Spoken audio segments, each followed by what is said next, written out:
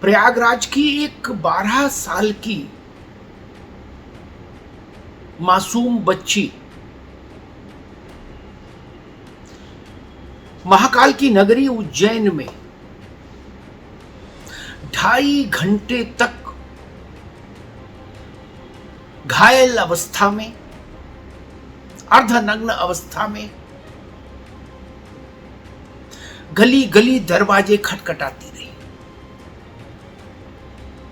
सहायता के लिए, मदद के लिए।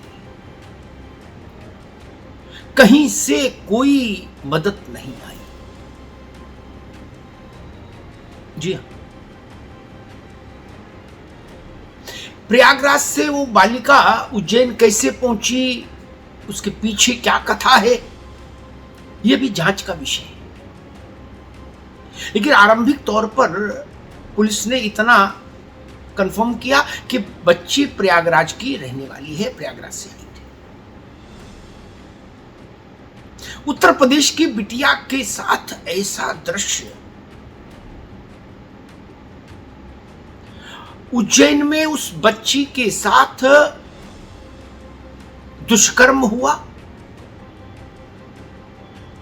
और केवल दुष्कर्म ही नहीं हुआ, निर्भया जैसी दरिंदगी बहिशत की गई उस अबोध बालिका के साथ। आपको निर्भया कांड याद होगा, जिस कांड ने देश को हिलाकर रख दिया था। देश का कोई घर ऐसा नहीं बचा था जिसकी आंख नम नहीं हुई हो। निर्भया के साथ हुई बर्बरता को देखकर वैसी ही बर्बरता इस बच्ची के साथ की गई। अब दो पहलू, बच्ची के साथ दुष्कर्म होना, बर्बरता होना, जघन्यतम अपराध होना, शासन प्रशासन की अक्षमता, कानून व्यवस्था की असफलता, अपराध पर निर्णायक लगाम लगाने की कोशिशों की असफलता, ये एक चैप्टर है।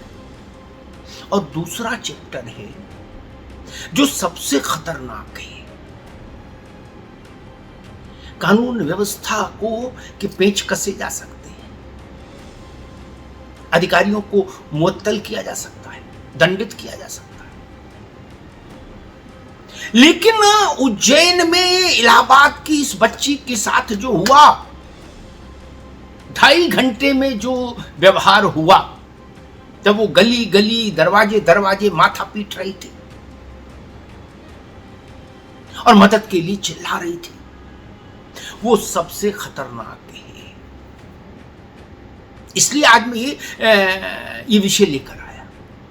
क्या एक समाज के तौर पर हम निष्प्राण हो गए हैं, संवेदन शून्य हो गए हैं? हमारी आंख किसी के कष्ट से नम नहीं होती क्या? आप सोचिए, लहूलुहान अर्धनग्न अवस्था में एक 10-12 साल की बिटिया आपका दरवाजा खटखटा रही है, आप देख रहे हैं, झांक रहे हैं, लेकिन दरवाजा नहीं खोल रहे, उसको सहायता उपलब्ध नहीं करा रहे, उसकी मदद में खड़े नहीं हो रहे। ऐसा भी नहीं था कि जब वो बच्ची मदद के लिए गुहार लगा रही थी उज्जैन के उस इलाके की गलियों में, तो उसके पीछे कोई अपराधी भी भाग रहे थे, इसलिए आपने इस भय से किसी ने मदद नहीं की कि हम दरवाजा खोल के इसको अंदर करेंगे या अस्पताल ले जाएंगे तो अपराधी हमें मारेंगे। ऐसा भी नहीं था। अकेली, थकी, चोटिल, घायल बच्ची, उसकी हथेलियों की थाप जाने कितने दरवाजों पर पड़ी, लेकिन दरवाजा नहीं खोले। ये समाज की संवेदना का मर जाना सबसे बड़ी बात है। मध्य प्रदेश की सरकार की व्यवस्था को लानत मलानत, पुलिस के अधिकारियों को लानत मलानत, लेकिन समाज का क्या करें? सरकार बदल सकते हैं, प्रशासन बदल सकते हैं, शासन बदल सकते हैं, कानून बदल सकते हैं, नियम बदल सकते हैं, धाराएं बदल सकते हैं, दंड संहिता बदल सकते हैं, लेकिन समाज कैसे बदले? हर 5 साल में सरकार बदलने का अवसर है और हर दिन शासन बदलने का अवसर है, हर दिन प्रशासन बदलने का अवसर है, हर दिन कलेक्टर कप्तान का ट्रांसफर, हर क्षण कलेक्टर कप्तान को स्थानांतरित करने का विकल्प है लोकतंत्र में, सरकारों के पास में। लेकिन समाज कैसे बदले? आप उस दृश्य की कल्पना करिए कि एक गली में एक बदहवास, लहूलुहान, चोटिल, अर्धनग्न अवस्था में बालिका विक्षिप्त सी घूम रही है। हाहाकारी दृश्य पैदा हो रहा है। और अगर उस वक्त हमारी छाती नहीं फटी तो मान लीजिए समाज बीमार है। समाज की इस कल की निष्ठुरता ने मुझे अंदर तक हिला दिया। ये निष्ठुरता अक्षम्य है, बड़ी खतरे की घंटी है, बड़ी खतरे की घंटी है, जान लीजिए। समाज का सहभाग, समाज का एक साथ खड़े होना, इस ताकत का कोई मुकाबला है? और अगर समाज में ऐसी असंवेदनशीलता आ गई है, निष्ठुरता आ गई है, ठंडापन आ गया है, तो मान लीजिए फिर संकट गहरा है। बाद में किसी राहगीर ने 2.5 घंटे के उसके इस विक्षिप्त रूप से भाग के बाद कहीं जाकर किसी राहगीर की ने एक कष्ट किया कि उसकी दशा और अवस्था देखकर पुलिस को एक फोन लगाया। फिर बाद में पुलिस आई और उस बिटिया को अस्पताल ले जाया गया। उसकी देह घायल, चोटिल है, घायल है, उसका मन घायल है। ये स्थिति बन गई। सबसे बड़ा सवाल ये कि समाज की जब संवेदना मर जाए तो क्या किया जाए?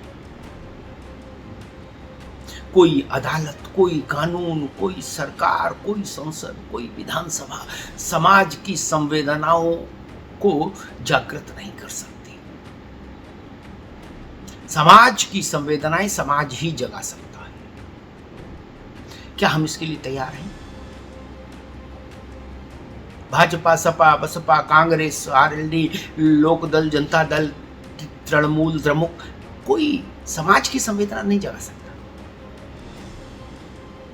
समाज भारतीय दंड संहिता से भी नहीं जागृत होंगी उसकी संवेदना।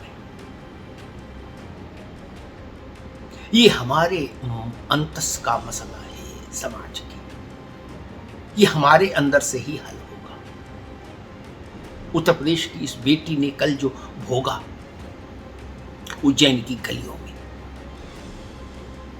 वो समूचे समाज के माथे पर कलंक है। इस कलंक से मुक्ति पाने का रास्ता भी हमको ही खोजना होगा। कानून अपना काम करे, बेटी के अपराधियों को इस जघन्य अपराध के लिए कठोरतम दंड मिले, फांसी पर लटकाए जाएं, त्वरित न्याय हो, स्पीडी ट्रायल हो, तत्काल चीजें आगे बढ़े, बेटी को सर्वोच्च स्तर की चिकित्सा सुविधा मिले, वो स्वस्थ हो। इन सब कामनाओं के साथ एक बार फिर कहूँगा, समाज की संवेदनाओं का मर जाना सबसे खतरनाक होता है। उन संवेदनाओं के जीवन के लिए आइए सामूहिक जतन करें, सामूहिक प्रयत्न करें। धन्यवाद।